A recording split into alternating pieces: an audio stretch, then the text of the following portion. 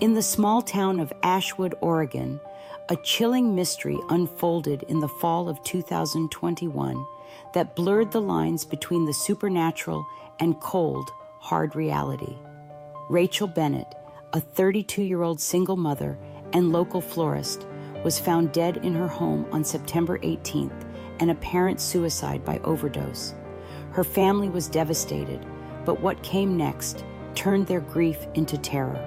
For 3 weeks after her death, Rachel's phone, recovered from the crime scene and locked in an evidence bag, kept calling her loved ones in the dead of night. These eerie calls, filled with static and faint whispers, led investigators down a rabbit hole of deception, revealing a sophisticated murder plot no one saw coming. Was this a message from beyond, or something far more sinister? Rachel Bennett was a pillar of the Ashwood community, known for her vibrant flower arrangements at weddings and funerals alike. She had a smile that could light up any room.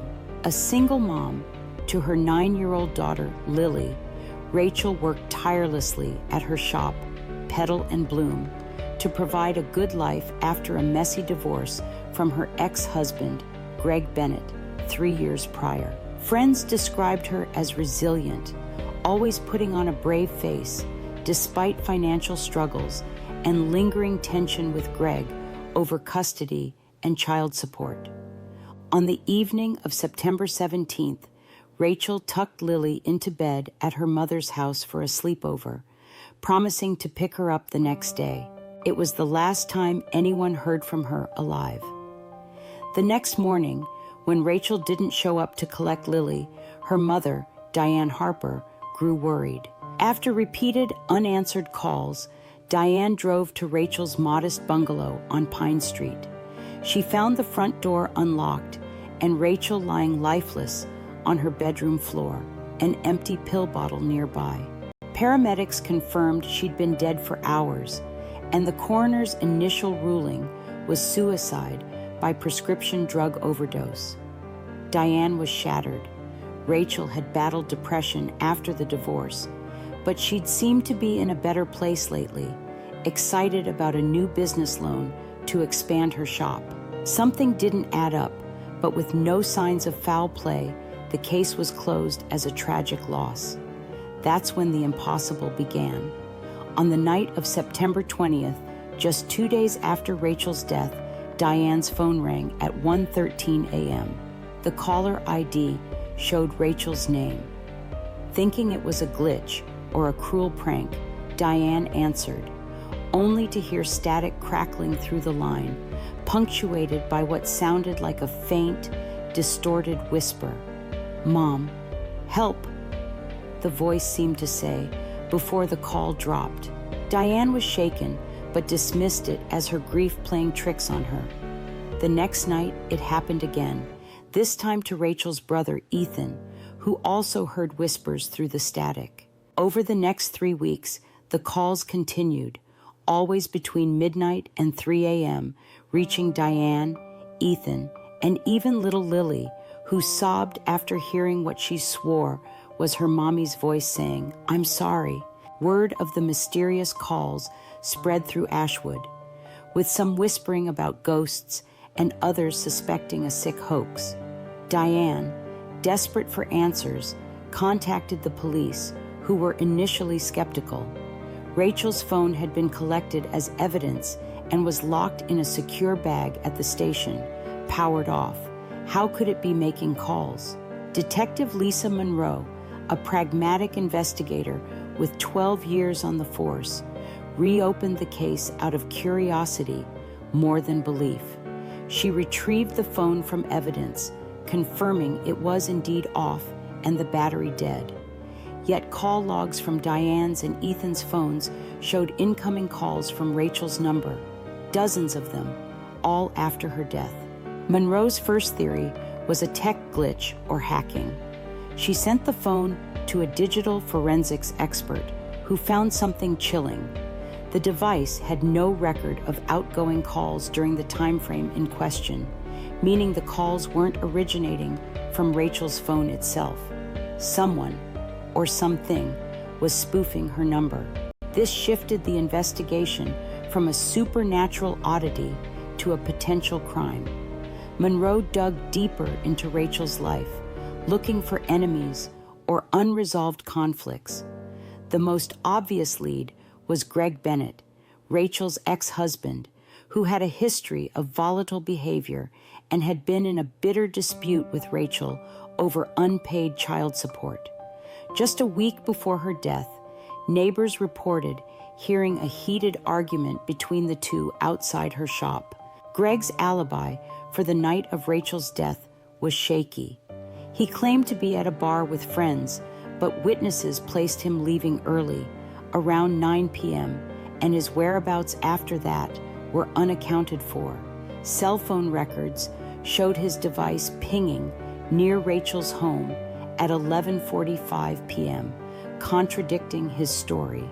When questioned, Greg was evasive, insisting he hadn't seen Rachel in days and dismissing the mysterious calls as crazy talk.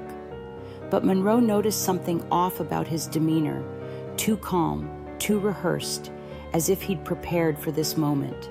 The breakthrough came when the forensics team analyzed Rachel's body more closely during a second autopsy, prompted by Monroe's suspicions. Trace amounts of a fast-acting sedative were found in her system, a drug not prescribed to her and not present in the pill bottle at the scene. This suggested someone had incapacitated Rachel before staging the overdose. The coroner revised the cause of death to homicide, and the focus zeroed in on how the killer had pulled it off and why the calls kept coming. Monroe's team traced the spoofed calls to a burner phone purchased at a gas station 20 miles outside Ashwood. Security footage from the store showed a man matching Greg's description, buying the phone and a prepaid SIM card 2 days after Rachel's death. Digital experts confirmed the burner had been used to mimic Rachel's number, likely through a VoIP app, and the calls were timed to create maximum distress for her family. But why? Monroe theorized it was a distraction, a way to make the family focus on supernatural explanations rather than suspect foul play, buying the killer time to cover their tracks. A search of Greg's apartment turned up damning evidence: a vial of the same sedative found in Rachel's system, hidden in a toolbox, and a laptop with search history for how to spoof phone numbers and undetectable poisons. Confronted with this, Greg's story unraveled. In a tense interrogation, he admitted to orchestrating Rachel's murder, driven by a mix of financial desperation and revenge. He owed thousands in child support and believed Rachel was planning to take him to court again, potentially garnishing his wages. "I couldn't let her ruin me," he snarled. "She was always holding that over my head." Greg revealed he'd slipped into Rachel's home that night through an unlocked back window, sedated her with a drink he'd spiked, and then forced the pills down her throat to stage a suicide. The midnight calls were his twisted idea to throw off suspicion, making the family think Rachel's death was tied to something otherworldly. He'd even recorded snippets of her voice from old voicemails to play during the calls, adding to the eerie effect. "I thought they'd be too scared to dig deeper," he admitted coldly. The trial of Greg Bennett was a media sensation, dubbed the Midnight Caller case by tabloids. Prosecutors painted him as a calculating monster who not only killed the mother of his child, but tormented her grieving family for weeks. The defense argued diminished capacity, claiming Greg's financial stress and untreated anger issues clouded his judgment. The jury wasn't swayed, convicting him of first-degree murder and harassment after just 3 hours of deliberation. Greg was sentenced to life without parole, his final act of cruelty exposed for all to see. Rachel's family, though relieved by the conviction, remained haunted by those late-night calls. Diane Harper spoke at a press conference after the sentencing, her voice breaking. I thought it was Rachel reaching out to us, begging for help. Now I know it was just another way Greg hurt us. I'll never hear a phone ring at night the same way again. Little Lily, now living with her grandmother, still asks if Mommy will call again, a heartbreaking reminder of the trauma inflicted.